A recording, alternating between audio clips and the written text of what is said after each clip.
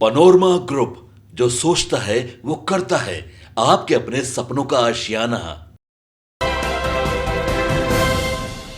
नमस्कार, आप देख रहे हैं सिटी पोस्ट और मैं हूं अभिषेक मिश्रा।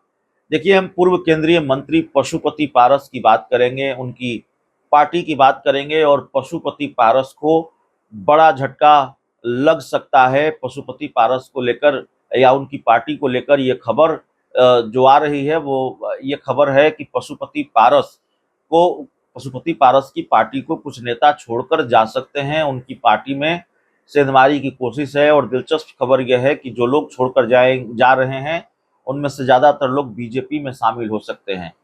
सूरजभान सिंह और चंदन सिंह की तो चर्चा चल ही रही है कि ये लोग भी पशुपति पारस की पार्टी को छोड़ेंगे, लेकिन कई और नाम हैं जिसको लेकर ये खबर है कि वो आरएलजेपी पशुपति पारस की पार्टी को छोड़कर दूसरी पार्टी में शामिल हो सकते हैं। तो एक तरफ पूर्व केंद्रीय मंत्री पशुपति पारस ये दावा कर रहे हैं कि अगर भारतीय जनता पार्टी के साथ सम्मानजनक समझौता नहीं हुआ, भाजपा के साथ सम्मानजनक समझौते पर कोई सहमति नहीं बनी, बात नहीं बनी बीजेपी के साथ, और भारतीय जनता पार्टी ने वही करने की कोशिश की जो 2024 के लोकसभा चुनाव के दौरान किया, यानी एक भी सीट नहीं दी, सिटिंग सीट हाजीपुर को भी चिराग पासवान को दे दी, तो ये ट्रीटमेंट हम नहीं सहेंगे। इस तरह से बीजेपी अगर ट्रीट करेगी तो नहीं सहेंगे और हमारी तैयारी 243 सीटों पर है, जरूरत पड़ी तो हम 243 सीटों पर चुनाव लड़ेंगे।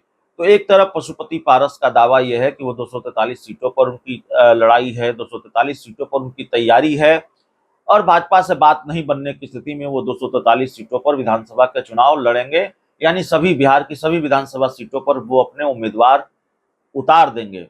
और दूसरी तरफ स्थिति यह है, उनकी पार्टी के अंदर की स्थिति यह है कि उनको लोग छोड़कर जा रहे हैं। पार्टी की प्रवक्ता देवजानी मित्रा छोड़कर जा चुकी हैं, सुनील पांडे को बीजेपी ने अपनी पार्टी में शामिल करा लिया है। तो कई लोग हैं जो उनको छोड़कर जा रहे हैं और अब और कई लोगों के बारे में चर्चा है। दो तीन चार लोग पशुपति पारस की पार्टी को छोड़कर दूसरी पार्टी में शामिल हो सकते हैं। संभव है कि वो भारतीय जनता पार्टी में शामिल हो जाएं। तो बीजेपी पशुपति पारस की पार्टी में सेंधमारी कर रही है या पशुपति पारस की पार्टी को छोड़कर लोग बीजेपी में जा सकते हैं।